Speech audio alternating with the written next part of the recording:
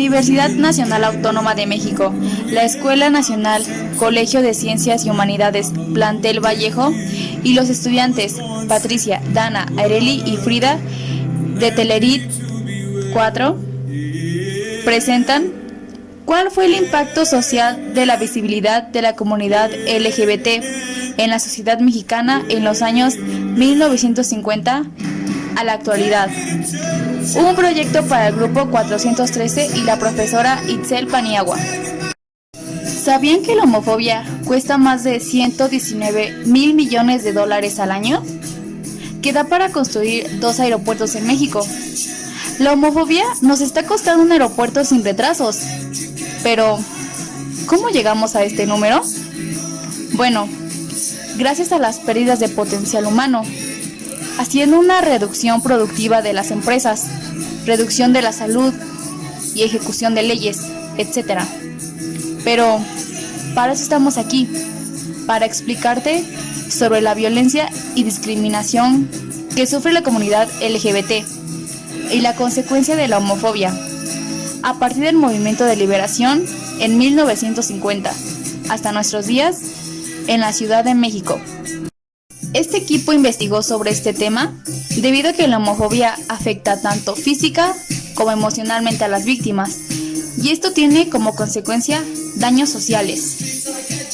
Queremos visibilizar que aún sigue siendo un tema tabú, afectando a ese sector en muchos aspectos, tanto psicológicos, sociales, culturales, de salud y el entorno familiar. Esto dificulta el desarrollo de esta comunidad al no poder expresarse libremente. Con esta investigación buscamos dar a conocer la violencia que sufre la comunidad LGBT en el país mexicano, además de lograr hacer conciencia sobre la diversidad que existe y que no todo gira alrededor de lo tradicional. Capítulo 1. Introducción a la comunidad. Introducción a la comunidad. LGBT son las siglas que identifican a las palabras lesbiana, gay, bisexual y transgénero, que se conformó por la lucha de los derechos de igualdad para estas comunidades sexuales minoritarias. La homosexualidad siempre ha sido considerada un tema tabú, a pesar de que se ha discutido con mayor frecuencia en los últimos años. Todavía existen una gran ignorancia referente al tema. 1.1. Sucesos más importantes.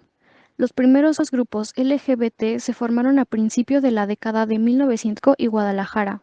El 15 de agosto de 1971 se formó el Frente de Liberación Homosexual, el primero de su tipo en México. A finales de junio de 1979 se realizó la primera manifestación a favor de los derechos de los homosexuales, coincidiendo con el aniversario de los disturbios de Stonewall. Se exigía la libre expresión, estaba en contra de la represión social y policial. El movimiento LGBT se vio paradójicamente impulsado por la crisis del SIDA, que se cree que llegó a México en 1981. La homofobia está muy extendida en la sociedad mexicana. Estadísticas muestran que solo entre 2013 han sido asesinadas 887 personas en crímenes homofóbicos, tal como lo reveló en mayo de 2007 la Cámara de Diputados mexicana, lo que convierte a México en el segundo país del mundo con mayor tasa de crímenes homofóbicos. Punto 2. Impacto en la sociedad con la aparición de la comunidad LGBT.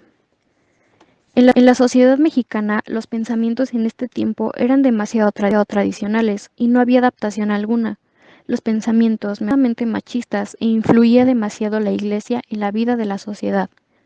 La primera marcha LGBT en México provocó mucha represión y rechazo a esta comunidad.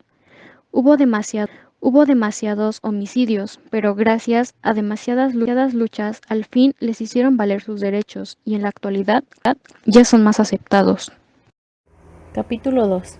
La homofobia es el miedo o rechazo consciente o inconsciente hacia conductos o acciones consideradas homosexuales. Una persona homofóbica siente temor, enojo, odio y repulsión. Cuando observa actitudes femeninas en hombres o aleves, se manifiesta a través de la burla, agresión verbal o física, hasta llegar a un asesinato. 2.1. Aparición y repercusión de la homofobia. En México existen sectores hoy en día donde aún se tiene la creencia de que la homosexualidad es una enfermedad, una perturbación, además de un problema social que debe erradicarse. En la sociedad mexicana, cualquier cosa que viole los estereotipos sexuales tradicionales resulta sancionada severamente. En eso consiste el verdadero fundamento de la homofobia. Lo ideal sería intentar erradicar la homofobia, pero esto es difícil tarea, pues es complicado transformar la propia cultura, revertir la incursión de mensajes al que como sociedad hemos sido sometidos desde que nacimos. En 1971 se formó el primer grupo en apoyo a esta comunidad, el Movimiento de la Liberación Homosexual. En 1978 se conformaron 3 organizaciones para el apoyo a la comunidad homosexual: el Frente Homosexual de Acción Revolucionaria, FAR, el Grupo Lambda de Liberación Homosexual y el Grupo Oikabet. El 28 de julio de ese mismo año, integrantes del FAR decidieron por primera vez presentar sus demandas de liberación en público, uniéndose a la marcha en conmemoración a la Revolución Cubana, haciendo así su salida del closet.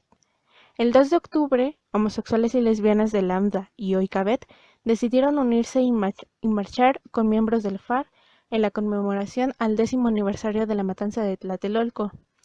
A finales de este mismo año, el grupo FAR instrumentó un mitin de protesta exigiendo al jefe de la corporación policíaca de la ciudad, Arturo Durazo Moreno, el cese del hostigamiento y las redadas en bares y discos gay. A partir de junio de 1979, los homosexuales mexicanos lograron llevar a cabo la primera Marcha del Orgullo Homosexual.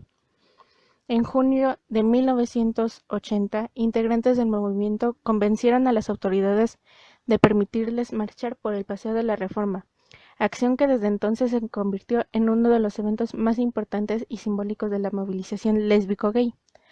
A finales de los 70 se fortaleció la identidad del grupo por la adopción del término gay en lugar de homosexual.